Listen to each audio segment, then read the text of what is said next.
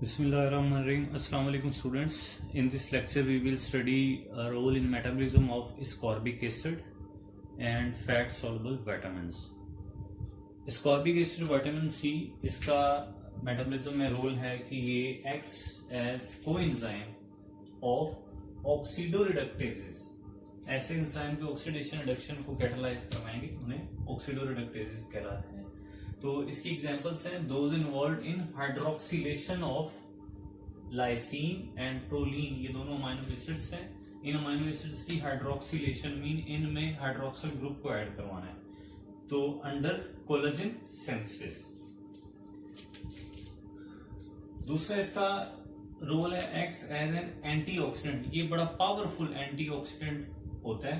That collects electrons from antioxidants that collects electrons from free radicals in body fluids. Free radicals in body fluids. Body fluids से मुराद है blood वगैरह जो body में fluids होते हैं.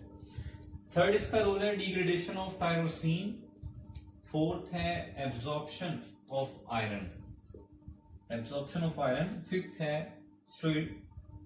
स्टेरॉयडोजेनेसिस, steroids की preparation उनकी सिंथेसिस में. इसके अलावा एड्रेनालिन सिंथेसिस में भी इसका यूज है. बाइल एसिड फॉर्मेशन में ये अपना मेटाबॉलिज्म का रोल प्ले करता है. इसके अलावा बोन मिनरल मेटाबॉलिज्म में भी विटामिन सी अपना रोल प्ले करता है. नाउ हम नेक्स्ट व्हाइट बोर्ड स्क्रीन में देखेंगे फैट सॉल्युबल विटामिन्स का रोल.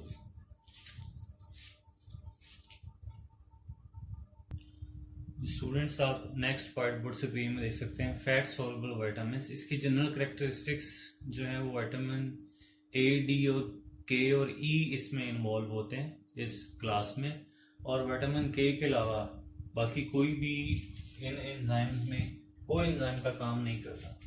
विटामिन डी जो है वो एक्ट लाइक हार्मोन के तौर पे काम करता है. विटामिन डी हार्मोन के तौर पे काम करता है. अब विटामिन ए का रोल हम मेटाबॉलिज्म देखते हैं. विटामिन ए की एक्टिव फॉर्म्स 3 है. रेटिनोल जिसमें OH फंक्शनल ग्रुप होता है, और रेटिनल जिसमें एल्डिहाइड फंक्शनल ग्रुप होता है, और रेटिनोइक एसिड जिनमें कार्बोक्सिलिक एसिड फंक्शनल ग्रुप के तौर पे होता है.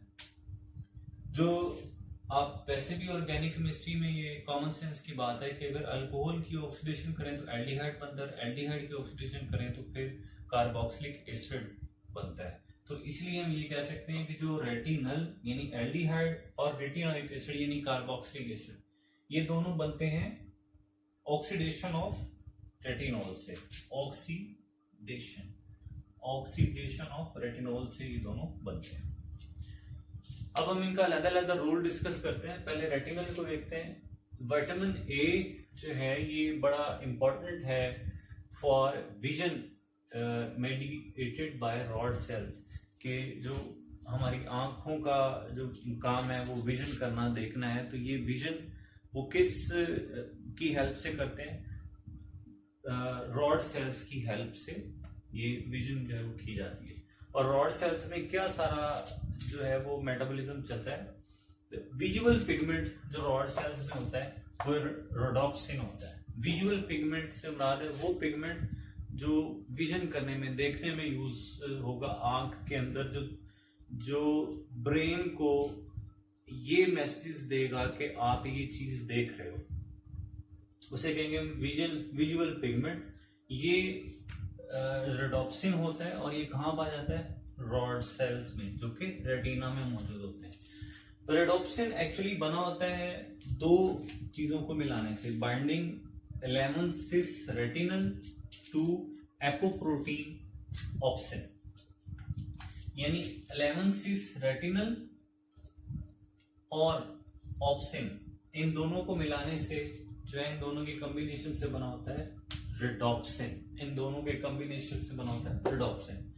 अंडर एल्यूमिनेशन जब लाइट पड़ती है आंखों में तो rhodopsin is decomposed and opsin separates.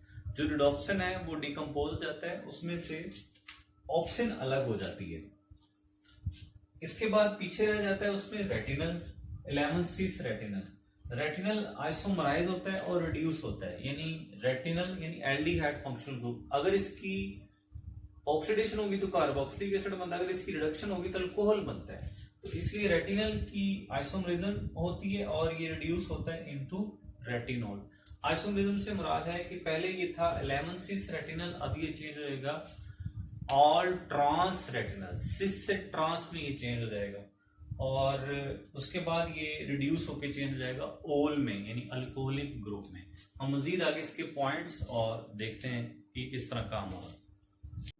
Ji student, इसके बाद ऑल ट्रांस जो रेटिनोल बनता है इसको बैक कन्वर्ट कर दिया जाता है 11 सिस रेटिनल में, और बाय आइसोमरेज रेटिनल जो है आइसोमरेज रेटिनल एंजाइम जो है इसकी मौजूदगी में। इनके स्ट्रक्चर्स आप हैरान हो रहे हैं, पता नहीं किस तरह के होंगे, तो इनके स्ट्रक्चर्स को यहाँ देख लेते हैं। ये है 11 सिस रेटिनल, इसमें ये 6 कार्बन रिंग है और साथ में ये कुछ डबल बॉन्ड्स हैं, और ये 11 पॉइंट पे, यानी ये जो कार्बन है ये वाली 11 और 12 कार्बन है ये दोनों। This is carbon 11, this is carbon number 12।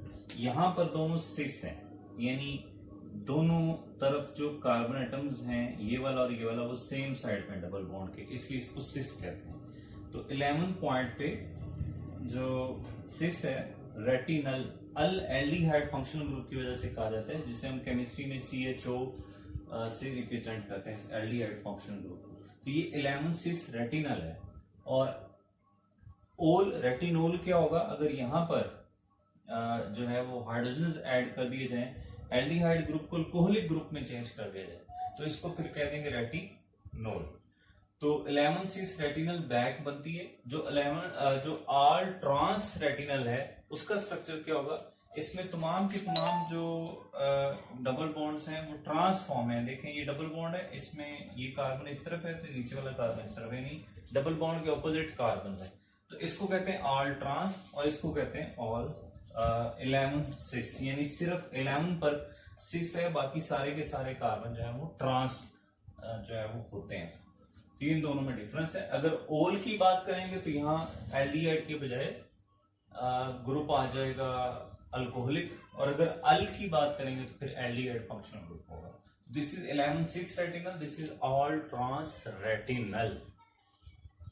तो इस तरह जब दोबारा 11 सिस रेटिनल बन जाएगा तो अगेन से विजुअल साइकिल दोबारा जनरेट हो जाती है, दोबारा से वो ऑप्शन से मिलेगी, और ये आपके सामने विजुअल साइकिल शो की हुई है कि 11 सिस जो रेटिनल है ये मिलती है ऑप्शन से, जो हमने पीछे पढ़ी बात, तो ये रोडोप्सिन बनती है। रोडोप्सिन एक विजुअल पिगमेंट है, जब सनलाइट पड़ती है तो रॉड सेल्स में जो रोडोप्सिन है ये डिसोसिएट हो जाती है, टूट जाती है दो चीजों में, ऑप्सिन में और ऑल ट्रांस रेटिनोल में, अल में नहीं रेटिनोल में, अल्कोहलिक फंक्शनल ग्रुप में चेंज हो जाती है, साथ में ट्रांस हो जाती है सारी की सारी, और साथ में नर्व इंपल्स जनरेट होती है। ये नर्व इंपल्स ब्रेन को जाती है और ब्रेन को लाइट की जो परसेप्शन है वो मिलती है, इस तरह ब्रेन पे कोई इमेज या कोई चीज बनती है।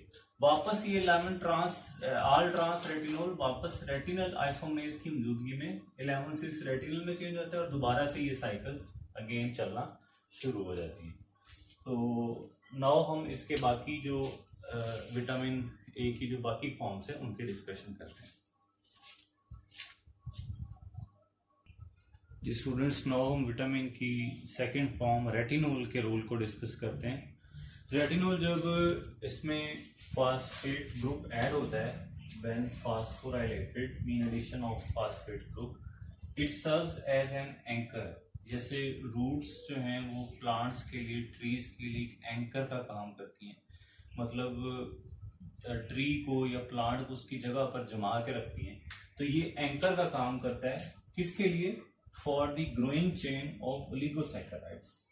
ओलिगोसैकेराइड्स की जो चेन ग्रो कर रही होती है उनके लिए ये एंकर का काम करता है, ये उस चेन की ग्रोथ को सपोर्ट करता है। It prevents fetal resorption, it means के फिटस जब प्रोड्यूस होती है तो उसको डिस्ट्रॉय करने से बचाने के लिए और डिस्ट्रॉय के बाद उसकी एब्जॉर्प्शन को रोकने के लिए ये इस्तेमाल अपना काम करता है। It promotes spermatogenesis, it promotes spermatogenesis, यानी मेल जो गैमीट्स हैं उनकी प्रमोशन में, उनकी डेवलपमेंट को ये प्रमोट करता है। नेक्स्ट है रेटिनोइक एसिड।